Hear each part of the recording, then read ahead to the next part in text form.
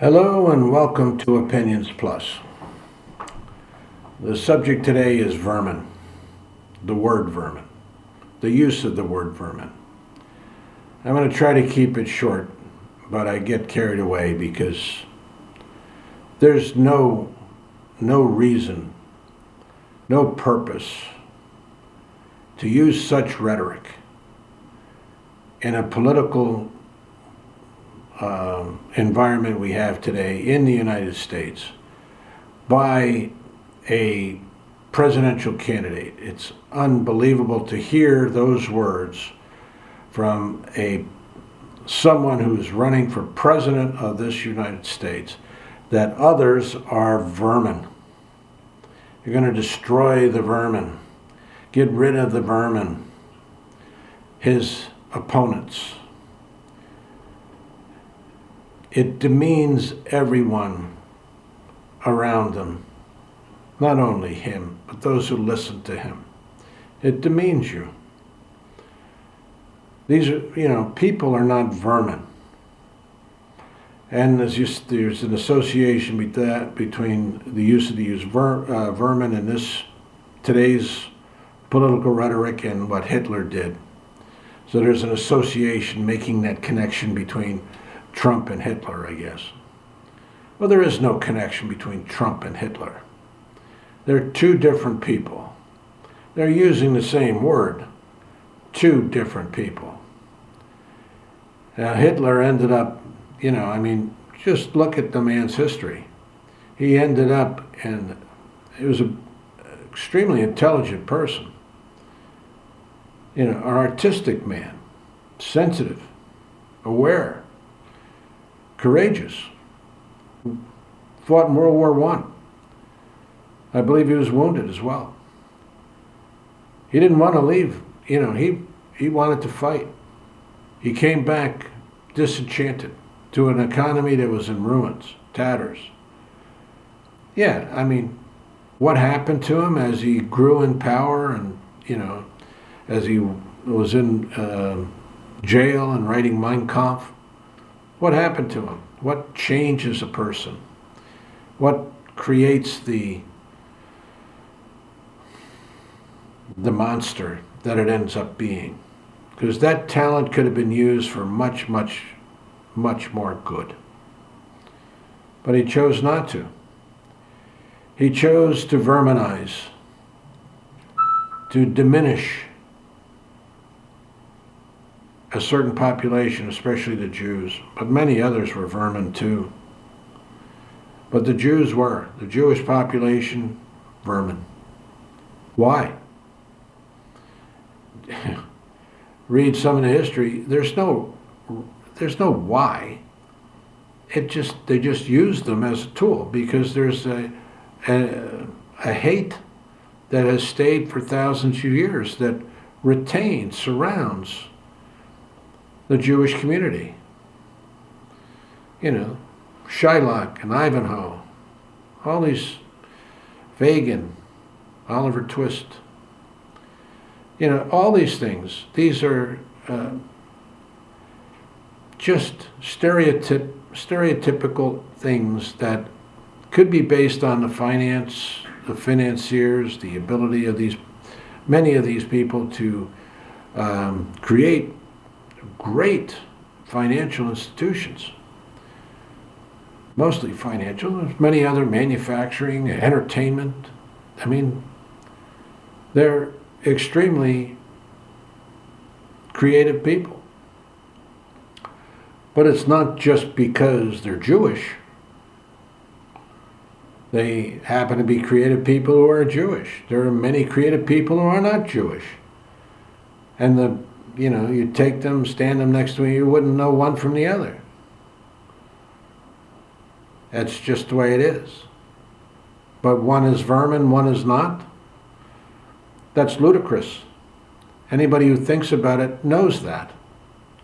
And in today's world, in today's political, just because you're anti-Trumpian, you're vermin, that's wrong. You know it's wrong. Anybody knows it's wrong. They're not vermin. Vermin are to be what? exterminated. Is that what you want? Exterminate people because they disagree with one person who doesn't even have a decent idea, and as far as I'm concerned, I can't hear one. I haven't heard one. Haven't heard one. So, what does that make me? Vermin? What does it make anybody who disagrees or is disenchanted or fed up to the hilt with this rhetoric, this vitriol of hate, anger, frustration? Supposedly a tough man. No, there's no toughness there. That's not tough. That's just a big mouth. Anybody can do that. Anybody could yell. What's going on in the Senate? People standing up wanting to fight in the Senate. What kind of nonsense is that? Just because back in the Civil War somebody caned somebody else, big deal. That sets precedent. Now you're going to punch some other guy out because you're bigger and stronger and you're a wrestling hooey? Come on. Are you better than that? I hope so, but I certainly wonder. I don't know where the character is. I don't know where the quality is, but it is being pushed out of the society if we accept the word vermin in our political discord. It is not acceptable in any level.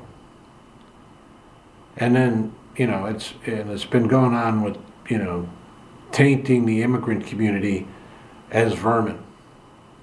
The rapist, the this,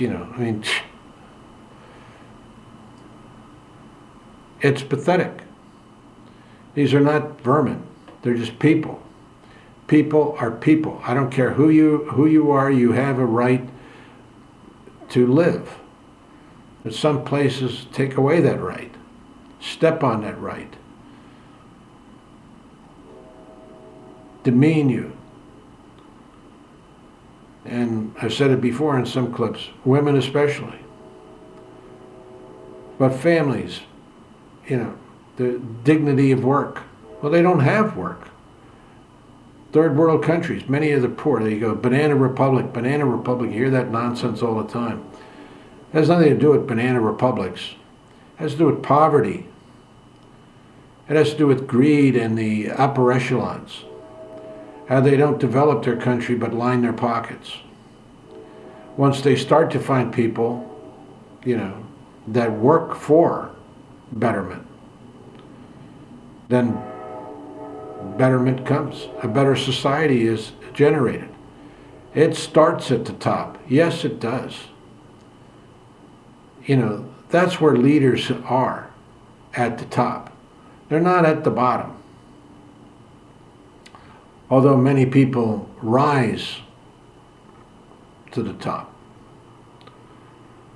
They rise to the top. They rise to the occasion. They show their quality.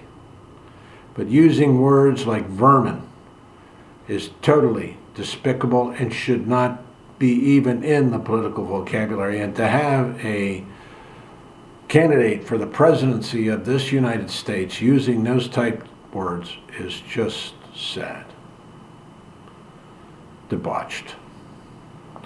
I heard somebody talking about Andrew Jackson, how he was a tough guy, and,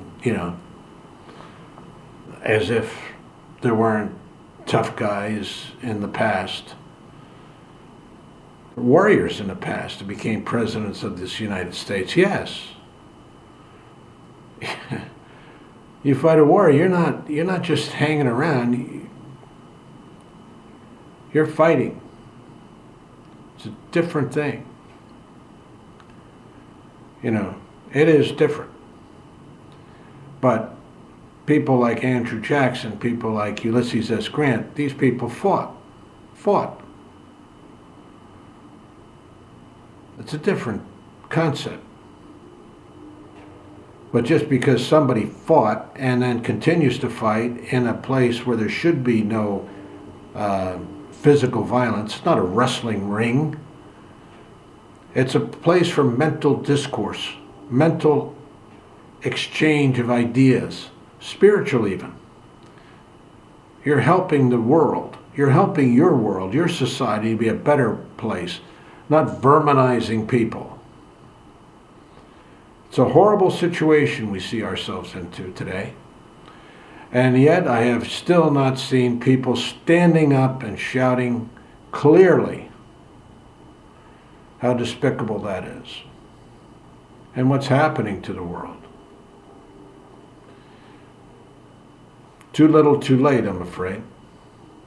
In many cases, that's the story of mankind. Too little, too late. But some people live good and healthy and reasonable lives. Some don't.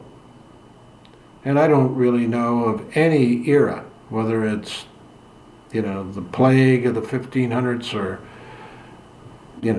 anything, anytime.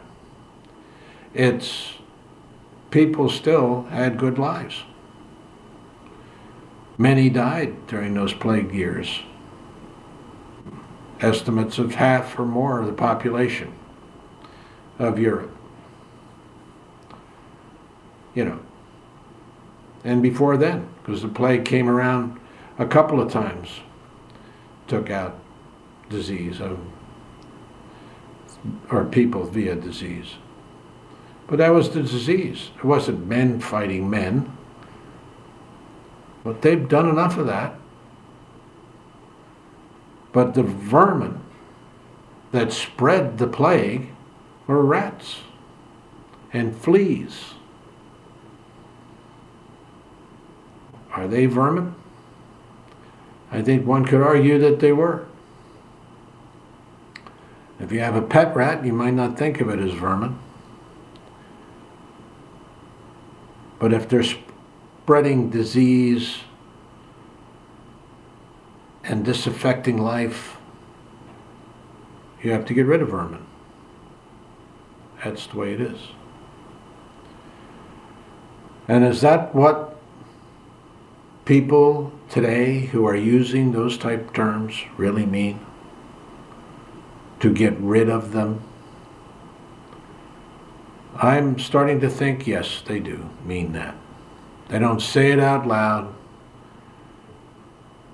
Maybe they say it in their back rooms, because this is leading to more and more towards a violent end. Not the end of the country, not a civil war, but there's going to be more and more violence. You just see it rising to the surface. And people could have done more to stop it, but they didn't. Clips like this help in some way, I guess. Maybe not. But I hope they do. But if you're even tempted to use the word vermin, think. Think of your goodness. Think of your heart. Think of your quality as a human being. And think of what it means when you use those type verbiage. Demeaning another human being. Calling them vermin. No call for it. No place for it. You know it, I know it. Thanks for listening. If you like what you hear, please subscribe if you haven't already, and hit the like button and send a link on if you think it has any value for anyone. But think about it. Comment, if you will. Important to do. Have a good day, good evening. Have a good Thanksgiving. Bye for now.